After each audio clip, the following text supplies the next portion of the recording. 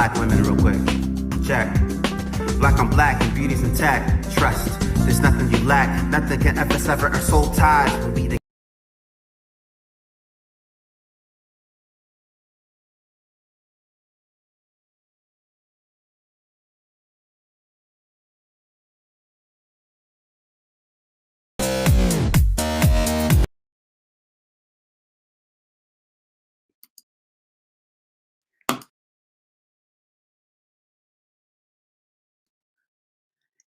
Hello, beautiful people. I think we're live. We are having some technical difficulties, but we are glad to be here. We're going to see what happens. I don't know why my videos weren't playing, but hey, it happens. I'm Dr. Karen Moore. Welcome to Colorism Conversations. Thank you all so much for joining us today. We have a really, really, really great show for you. I am the founder of I Am the Color of Beautiful global spoken word initiative and movement where we are redefining the standard of beauty for women of color across the globe. I'm so glad you are here with us today.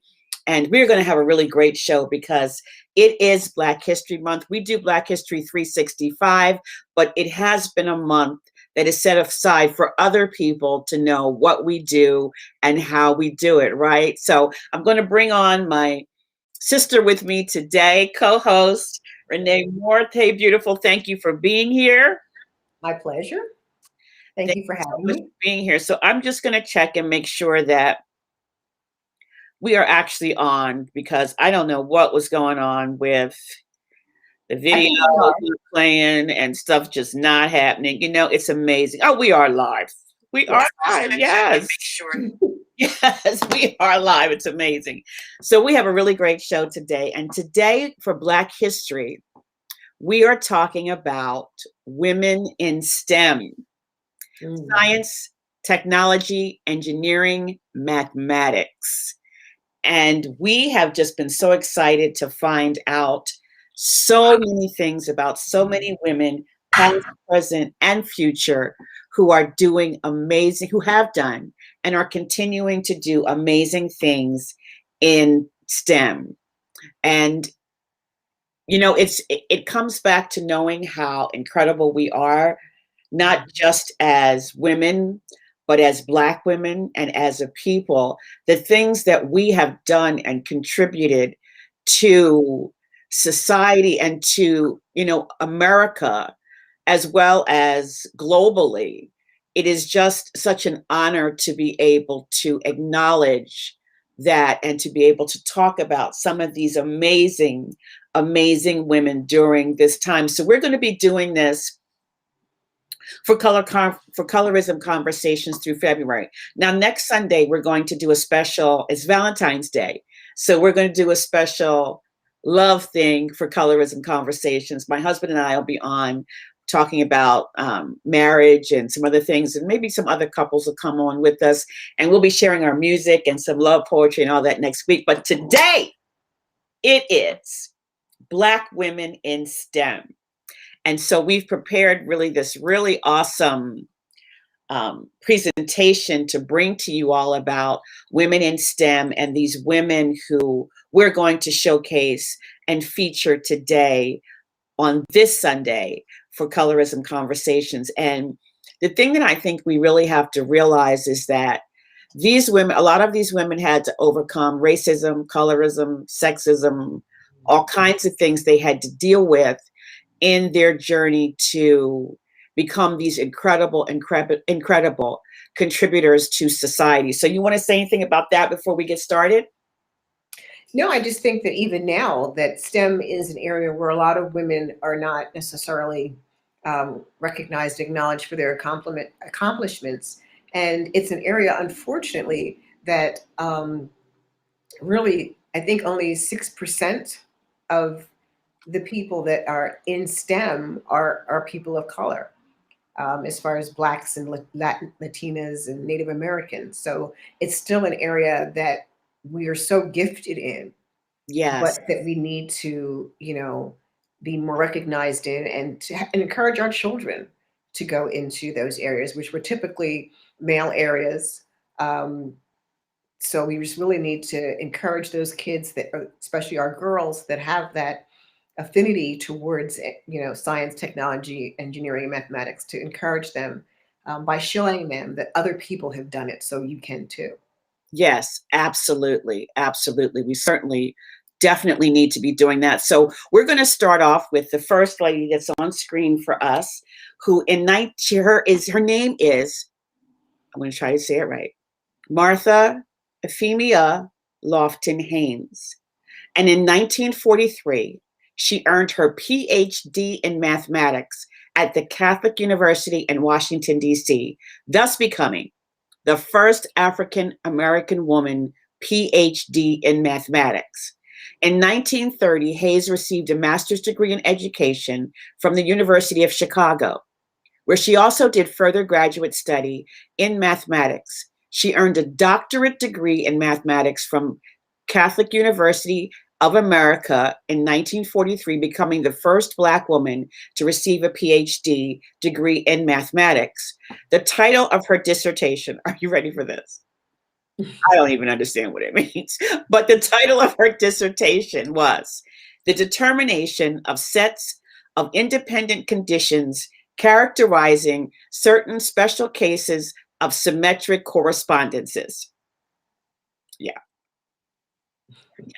Dr. Aubrey Landry was her dissertation advisor, and Drs. Odo J. Ramler and J. Nelson Rice were members of her doctoral committee. Dr. Haynes established the mathematics department of Miners Teachers College. She was a professor of mathematics. She taught at the District of Columbia Teachers College, for which she also served as chair of the Division of Mathematics and Business Education. She occasionally taught part-time at Howard University. Upon her death in 1980, she bequeathed $700,000 to Catholic University in a trust fund established to support a professional chair and student loan fund in the School of Education. Thus, there is a scholarship fund and an education department chair named in honor of Dr. Euphemia Lawton Hayes at the Catholic University. Wow. Amazing. Amazing. Black woman in STEM, the past. Absolutely amazing. Absolutely. And, especially considering the time that she was in. Yes. Born in 1890. Wow. Phenomenal. In 1943, she received her PhD in mathematics. Scared her. Amazing. And it's so interesting because as I was doing this research, I remember pursuing computer science my first year in college for about 1 month. That was back in the days of COBOL. I took COBOL and said, oh no, this is not for me. No. So the interesting thing about math, though, is they say that if you can do math, you can conquer a lot of things, because a lot of things are based on math. Yeah. Engineering is based on math. Architecture is based on math. Most of your sciences in some way are based in math. So if you can be a mathematician, you can open up such a variety of occupations to yourself. They even say that musicians are typically good in math. I mean, I was okay in math, but it just was, I'm a creative, and even still today, number stuff is just, I don't even, it's a whole nother story, but, as a creative, doing music, because music requires you to know eighth notes and quarter notes, and and you have to, it's kind of a division thing when it comes to music, and 4 quarters equal a whole note and things like that. So there is some math involved in music when you're studying music. So I think that in some instances, musicians can be good mathematicians, but not to the extent where we're talking about PhDs in mathematics. No physicists there. Next, okay, you're going to do this one. Yes. Roger Arliner Young was born in Burgesson, Pennsylvania in 1889. She was the first Black woman to earn a PhD in zoology. Okay. And she conducted research at the prestigious Marine Biological Laboratory at Woods Hole, Massachusetts. She conducted research on the anatomy of paramecium and the effects of radiation on sea urchin eggs. She enrolled at Howard University at the age of 26, intending to major in music. This is the part I find interesting. After struggling through a biology course with African American biologist Ernest Everett Just, she changed her major to that subject and earned her Bachelor of Science in 1923. Wow. After graduation, she enrolled in the University of Chicago in Illinois part-time and published her first article on paramecium, which achieved international recognition. She received her MS in zoology in 1926 and was elected to the Honor Society Sigma Xi. Young served as a substitute chair for Howard's biology department, and in 1929 she entered the PhD program in biology at the University of Chicago. She failed the qualifying exam and returned to Howard. So this is just, I love this because it just shows that if at first you don't succeed, try again. So she published 4 articles between 1935 and 1938. V.L. Heinbrunn recruited her to the University of Pennsylvania, where she completed her PhD in 1940. Between 1940 and 1953, she taught at North Carolina College and Shaw University, where she served as the biology department chair. She was affected by the intense pressure of being a solitary Black female scientist. She worked at various Black colleges until the late 1950s, and she lectured at Southern University until she died in 1964. Wow. So, I mean, it's just an amazing, amazing story of just perseverance, because I can't say that if I didn't do well in a class, I would change my major to that class. That would be a no. And so many of us, because we don't make it the first time, give up. Right. But she didn't. She pursued her dream, and I think that's a lesson for all of us. Yes.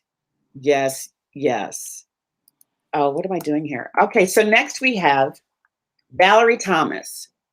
Valerie Thomas is a scientist and inventor, best known for inventing the illusion transmitter, for which she received a patent in 1980.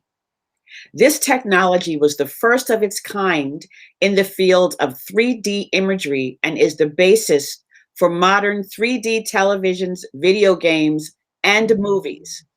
Throughout her career, Thomas held high-level positions at NASA, including heading the Large Area Crop Inventory Experiment, collaboration between NASA, NOAA, and USDA in 1974, serving as assistant program manager for Land Ast Nimbus 1975 to 1976, managing the NSS DC Computer Facility 1985, managing the Space Physics Analysis Network Project 1986 to 1990, and serving as associate chief of the Space Science Data Operations Office. She authored many scientific papers and holds a patent for the illusion transmitter.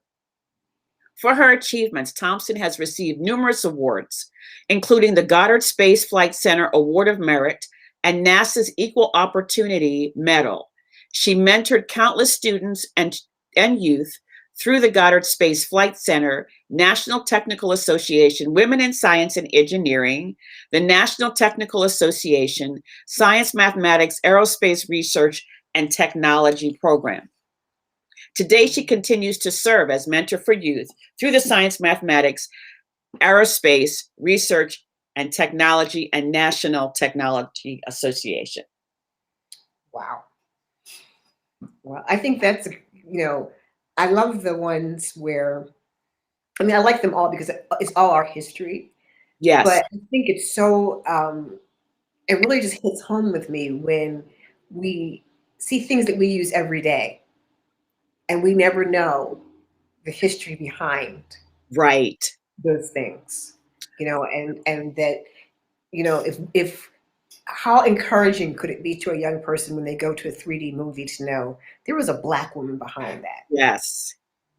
Yes. And it's just like you say, it's just the things that we don't know, because many times these women and, women and men they're not in the forefront of being able to be recognized.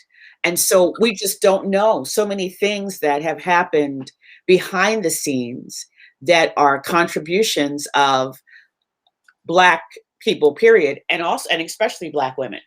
Right. Because I'm a Black woman. Yeah. Yeah. Okay, so next we have Patricia Bath. So Patricia Arabath, a prominent ophthalmologist and innovative research and laser scientist, was the first African American woman physician to receive a patent for a medical invention, excuse me. She was born in 1942 in Harlem, New York, to a Trinidadian immigrant who was the first Black motorman in New York City subway system, Oh, wow. and Gladys Rupert, a domestic worker.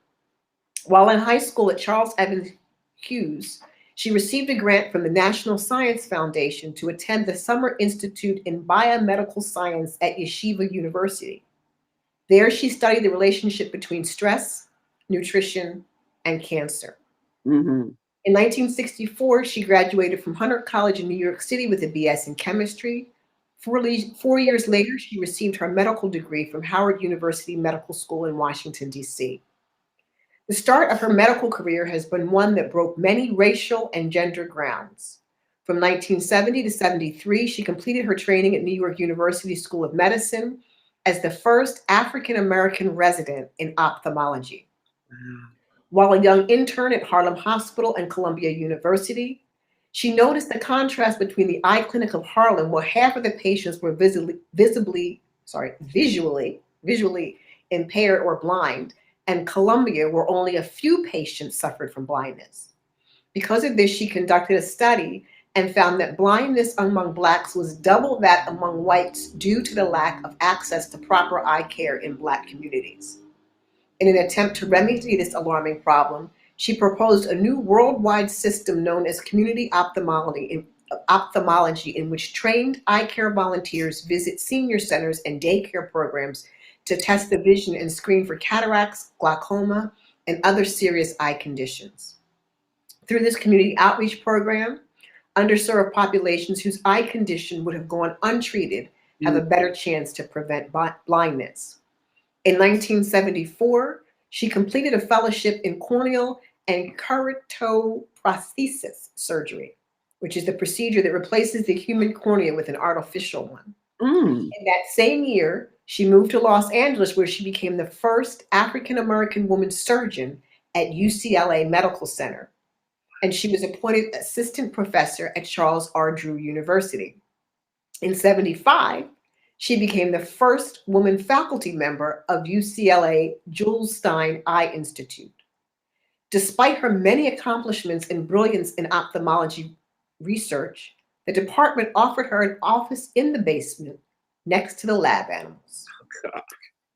She refused to take the spot, but continued to do her work despite numerous incidents of gender and racial discrimination. In 1977, she and 3 colleagues founded the American Institute for the Prevention of Blindness.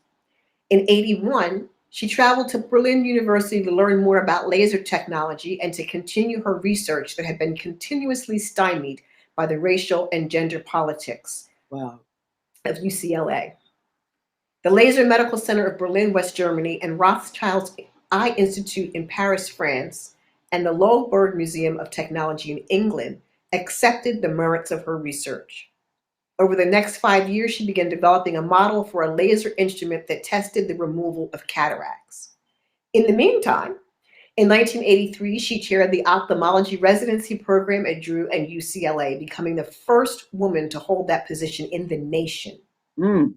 On May 17, 1988, she received a patent for her invention, the laser phaco probe, and the new technique used for cataract surgery. The device restored the sight of thousands of patients worldwide and was the only one available for the removal of cataracts. Bath's contribution changed the field of ophthalmology. In 1993, she retired from UCLA Medical Center, but continued to advocate for fighting blindness. And in 2001, she was inducted into the International Women of Medicine Hall of Fame. You go, girl. She was a bad mamma jam. Yes. She, lots of firsts, and, that is, cataracts are common in a lot of Black communities. So it's just, once again, another thing that we have and we see and we know about that we don't know, that, hey, there was a Black woman behind that. Black woman behind it. And in spite of the obstacles that were put in her way, she persevered. Yes. Which, we're good at that. Yes. Okay. If you won't help me over here, I can go over here. Okay. I'm going to get it done. Not stop me. Okay. Okay. I'm going to get it done. That's what we do. That's what we do. So now we're going to talk about Donna Auguste. I believe it's Auguste. Donna Auguste founded Freshwater Software Incorporated in 1996 to provide companies with tools that would help them monitor and enhance their presence on the internet. She served as CEO of Freshwater until she sold it in 2000 for $147 million. Is that billion or million? Million. $147 million. Woo. She went on to found the Leave a Little Room Foundation, LLC, a philanthropic organization that helps to provide housing, electricity, and vaccinations to poor communities around the world. Even as a young girl, Donna's interest in technology and engineering was clear. She used to take apart household appliances just to see how they worked. With support from her family, she attended the University of California at Berkeley, where some male students refused to work with her on project teams, and one professor told her that she had been allowed to Berkeley only because the admissions standards had been waived. How you like me now is where I am. Okay, I'm sorry. However, Donna earned a bachelor's degree in electrical engineering and computer science from Cal and went on to become the first African-American woman in the PhD program at Carnegie Mellon University. Prior to founding Freshwater, Auguste was senior director for US West Advanced Technologies, where she met Freshwater co-founder John Muir. Together, they developed Freshwater from a tiny startup into a multi-million-dollar company with Fortune 500 clients and a suite of recognized products such as SiteScope, SiteSeer, and Global Site Reliance. Early in her career, Donna worked at Xerox and was part of the engineering team at IntelliCore that introduced some of the world's first commercial artificial intelligence knowledge. She also spent several years at Apple Computer, where she was awarded 4 patents for her innovative engineering work on the Apple Newton personal digital assistant. Although project development teams often are made up of people who share similar backgrounds, Donna has always sought to create diverse teams for her projects. She says her style comes from her Creole background and from growing up in Louisiana and Berkeley, where diversity was an important part of the culture. Mm. Yeah. So you can get so much more done when you have such a diverse range of ideas. Yes. And, Yeah. and being able to understand that everybody has something to contribute. It's not about the color of your skin. Of course, we constantly talk about that here, but it's not about the color of your skin, but it's about what you can bring to the world, what you have inside of you, and to understand that women of color, girls of color have a lot to offer, and that if you'll open up and begin to see the possibilities of what can be out of a young Black girl or out of a Black woman, you would be delighted. How about that? You'd be delighted to find out what we possess. Yeah. What we possess. And everybody has something to offer. Everybody. And just imagine how many people could have contributed something if they had been given the opportunity or the chance or the environment that would have been welcoming and inclusive. Right. And just imagine where we would be in this world had these women that we've talked about not done what they did, Mm, the amazing work that they did. right. Overcoming all the, and the interesting thing about her and the one I just, oh, geez, her name just slipped my mind, Dr. Clark, is that Dr. Bath, I'm sorry. The interesting thing about them is that they didn't allow what other people said to stop them from taking advantage of the opportunities in that space. Right. Because, I mean, she was at Berkeley. She didn't allow what that professor said to Mhm. make her, you know, Right. Dr. Bath was at UCLA. And the fact that you gave me an office down by the lab, I'm not going to accept that. But you know what? I can work over here and I can make changes in the world. Hmm. So that sometimes we do have to, I'm not saying accept everything people give you, but learn how to work sometimes to with those things that are advantageous for us Right. in spite of what other people are saying Exactly. in that space. Right. So next we have Marion R. Croak. So she contributed to the expansion of technology, especially voice over internet protocol, or VoIP, Mhm. throughout her career. She attended the University of California and Princeton University, graduating with a PhD in qualitative analysis and social psychology in 1982. Wow. She was born in Pennsylvania and has spoken about how her father was often an influence in her success, in that throughout her childhood, he pushed her to pursue her passion for science through as many creative ways as possible, such as building a chemistry lab in their home. In 1982, Dr. Croak joined AT&T Bell Laboratories. Within her positions, Dr. Croak completed a variety of assignments, including working with voice and data communication. She holds patents in voice over internet protocol. Mm. With this technology, Dr. Croak has helped advance technology, including calling and text messaging on cell phones. Altogether, Dr. Croak has applied for and granted over 350 patents. Wow. Throughout her career, she worked her way up the ladder within AT&T Bell Laboratories. Among her positions, she held the title of Vice President of the Services Network in Research and Development, where she was responsible for over 200 programs dealing with AT&T's wireline and wireless services.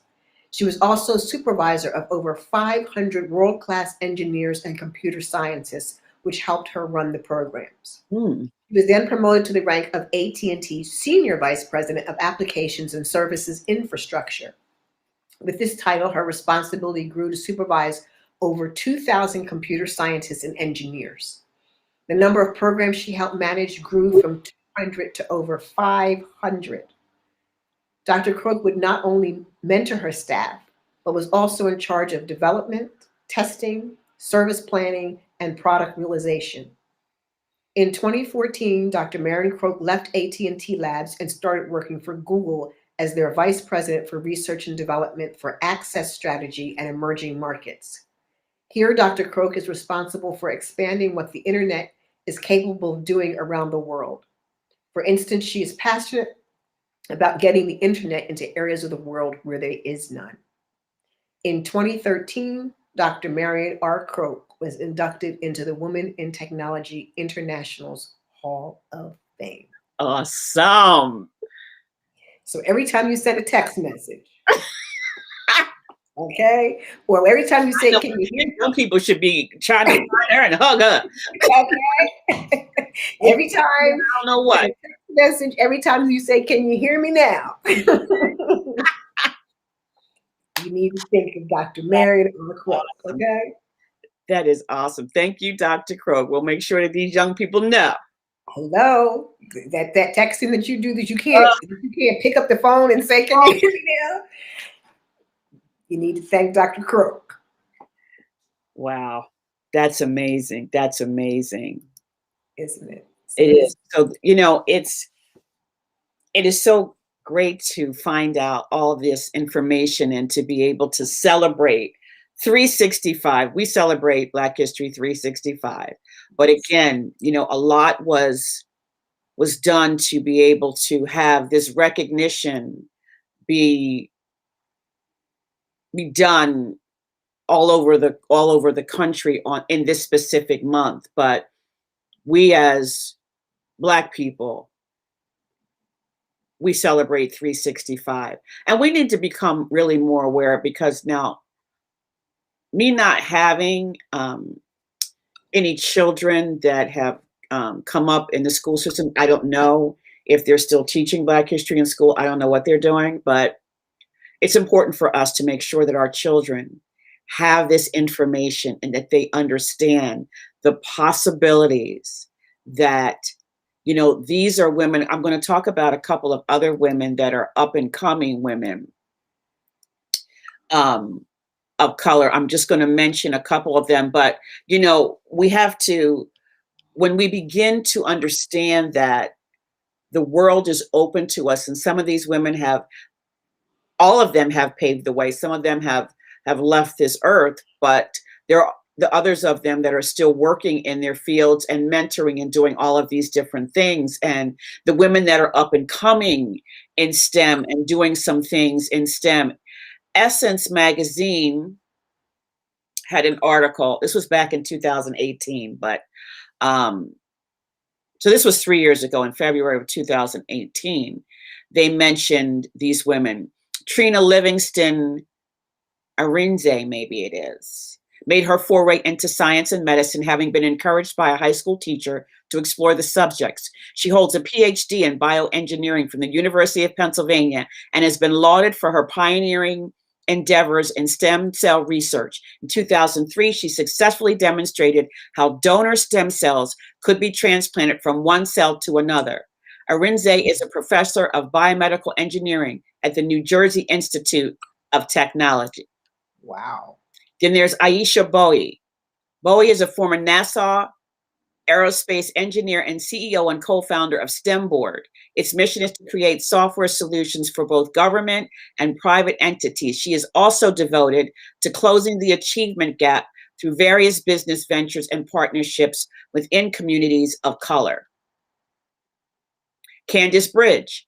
In 2016, Bridge secured a $324,000 grant from the National Institute of Justice in an effort to further improve techniques for investigating rape. The chem superstar is one of the first women to earn a forensic PhD in the United States. She's also the first Black woman to teach chemistry at both Howard University and the University of Central Florida. Wow. Kimberly Bryant. When Bryant launched Black Girls Code, we know about that in 2011, little did she know that her movement would go global. The organization's objective is twofold: to empower girls aged 7 to 17 to explore the world of tech and to let the world know that Black Girls Code too. Mm-hmm. Bryant aims to train 1 million girls by 2040. Wow. Yeah. April Erickson. Perhaps one of the most famous women working for NASA today, Erickson is a Howard University graduate and the first African-American woman to earn a PhD in medical engineering from the HBCU. To date, she's managed spacecraft missions and has been published in a number of journals. Khadijah Nicole Green. After Green lost her aunt and uncle to cancer when she was young, fighting the disease became her life's work. In 2015, she was awarded a $1.1 million grant to develop a cancer treatment using lasers and nanoparticles. It's said to eliminate the devastating side effects associated with such cancer treatments as radiation and chemotherapy. So this particular article talks about 15 Black women who are paving the way in STEM and breaking barriers. So I covered the first 5. We're going to put the link in the chat so that you can go and check out these amazing women who are up and coming as of 2018. Who knows what they're doing now? My gosh, in the last 3 years, I'm sure they've done so much more. So you can go and check that out. And so the other thing we were going to talk about briefly was the barriers and sometimes the many difficulties that come with Mm. Black women in in STEM. And a lot of that comes from, I believe, just the idea that women aren't all that bright sometimes. It's amazing to me how many people really think that women still to this day should be not working, not doing anything, just and I do not take away from women who stay home and take care of their children, because that in and of itself is a job. Yeah. Okay? And it is that in and of itself is truly. And my mom stayed home with us. And Yes. um but for those women who choose to go outside of the home, or who choose to pursue these amazing, amazing careers, the idea that women, and especially Black women, do not have the capability to do these amazing things that we're constantly doing. And still, you talked about it in the beginning, the small percentage of women and girls in STEM fields. And it certainly is a challenging field. Not and medicine, a lot of fields are challenging. So I mean, it's just about what you want to do, who you want to be, and being able to have the opportunity to pursue and do whatever it is that you want to do. Yeah, that's true. And then, too, one of the things that I encountered, because I've always loved science, um, but I went to an inner city school, and the the books were as old as I was. Mhm. So when I got to college, I was in college with kids from, all over the country, some of them from affluent neighborhoods. Mm. And it was a shock for me because I was considered very bright in high school. But when I got to college and I struggled with science, it just kind of just knocked me off my off balance, because I thought I was, this genius. And here I go, and now I'm in a area where um, I'm competing against all the other people who've had this advantage. Mm. So you really have to, um, I feel, and unfortunately, Dad tried to get me in a lot of science camps, and it was a financial issue. He made too much money for me to get grants, but didn't have enough money to pay those exorbitant fees to get me into a lot of those things. But ultimately, you really have to try and get your children in a lot of these groups where they can be exposed outside if they're in those schools that aren't necessarily have don't have the high technology and don't have the high quality education. Try as much as possible to get them involved in some of these other groups where they can get exposure to Mhm. mentors and exposure to the latest and greatest technology and exposure to what it really means to be in this field to Right. make that transition easier, and so that they don't have to work so hard just to catch up. Yeah. And then you get, and now you've got to catch up, and then you get people telling you you really don't belong in this space. So how many of them start, Right. run into problems, and then change their major because it's not that they don't have the intelligence. It's just that, I mean, I started out to be a veterinarian. Me and PChem didn't get along. I made it to PChem, but I was just like, oh, I can't do this anymore. And it turned out that it was really kind of it just wasn't meant to be, because I had missed one of the classes that was a core class for PChem. I found that out late in the semester. That's why I didn't do well. But Mm. I really always struggled with chemistry because I didn't have a good background in chemistry. Okay. And it's so important to really So your try. high school, you don't feel like your high school really prepared you for chemistry? Did you take chemistry in high school? I don't know. I took chemistry in high school, and actually one of the biggest, I only took it my senior year. And I think the biggest problem was that was the only year I think in the history of the Philadelphia school system where they had a 60-day school strike. So we missed 2 months of school. And then we went through 3 chemistry teachers for the rest of those Oh my 6 months. gosh. Yeah. So it was just not a good situation. Now, as far as I went to an agricultural high school, so as far as going, the animals and the Yeah. plants, I was good with that. But Yeah. the actual chemistry that you need to know, and learn to go into the field that I wanted to go into, I struggled with that from day one. Right. I got to college. I'm in college with kids who had chemistry probably for 2 or 3 years, who had working centrifuges, who had, mass spectrometry in their and I'm getting there. I'm like, what Yeah. the heck is this? You know? Yeah. Yeah. And they unfortunately don't they'll offer you remedial math classes, but they never offer you remedial science classes. Mm. And you can go in, you can get a remedial English class, you can go in, you can get a remedial math class, but you can't go in and get a remedial chemistry class or Okay. remedial physics class or remedial, Oh my God. so I remember, and so you know me, I was not, I didn't want to do science at all. If I could have gotten away, and I remember um, I tried to figure out what was going to be the easiest thing science for me today. to do and pass without, because and it's amazing how, you let people talk you out of stuff, because I was going to do biology, which I think I probably would have been better at than, what did I take? Physics? Oh, I didn't do biology because they said we were going to have to dissect a pig. I was like, oh no. Mm-mm. see, that was my thing. Oh man, I would pick Mm, a frog in a minute, you but know, that kind of stuff.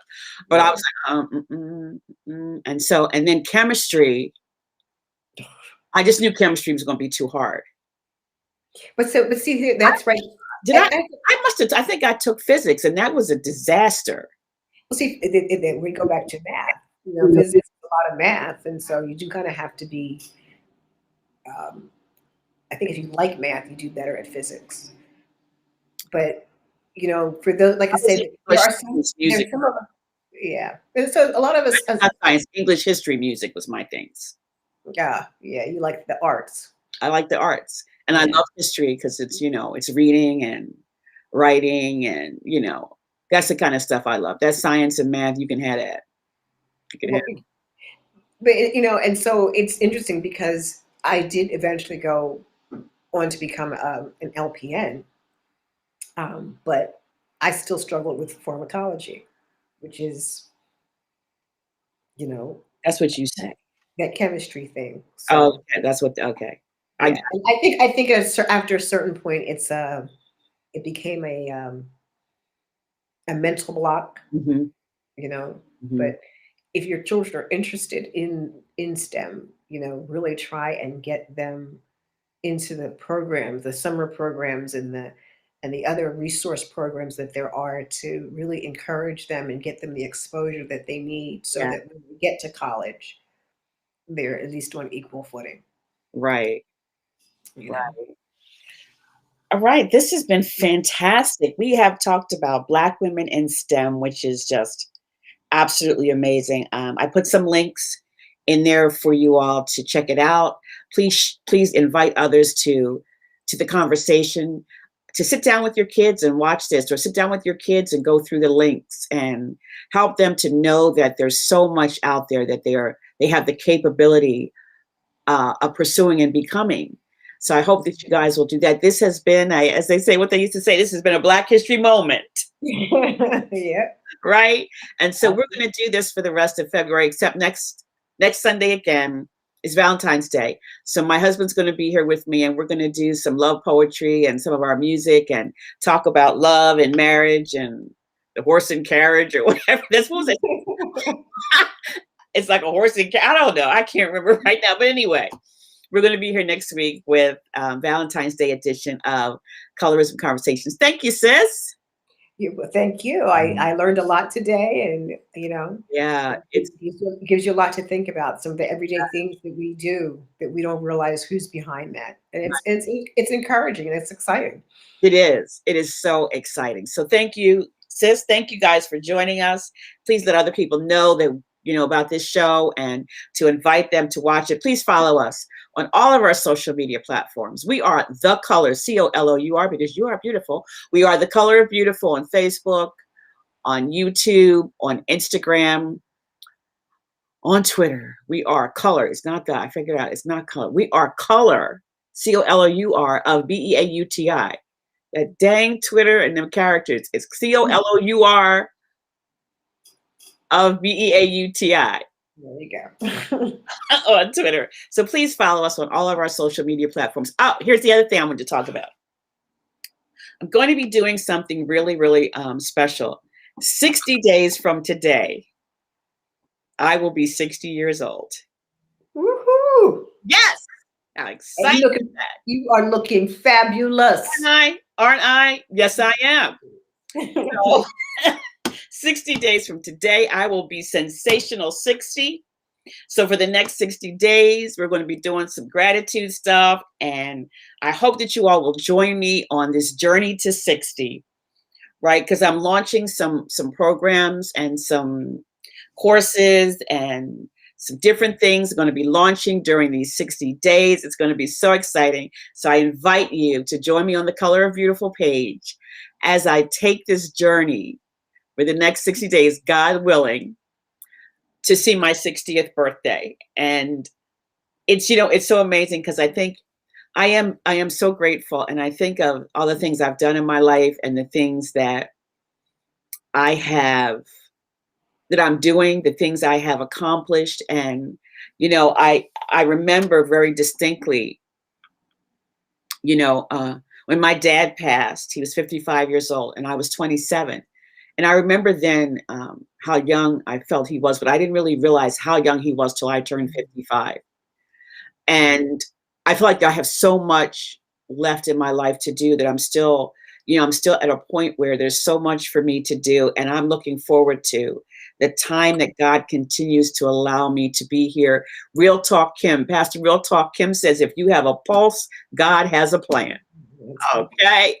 So I'm looking forward to these next 60 days leading up to my 60th birthday that I'm going to be sharing some things with you all and inviting you to come along on this 60-day journey to 60 with me.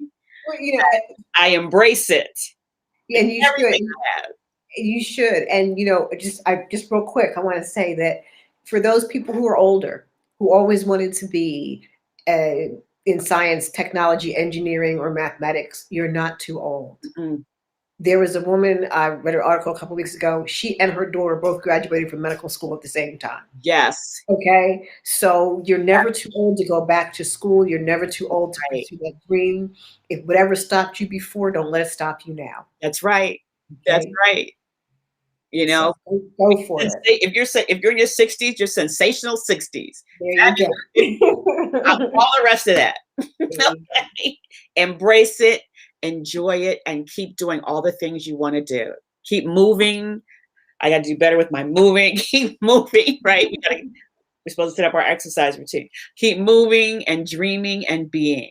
So you guys have an amazing, amazing rest of your day. Now, I'm going to try to play this video. We weren't having too much success with videos today, but I'm going to try to play this video. My husband worked so hard on it.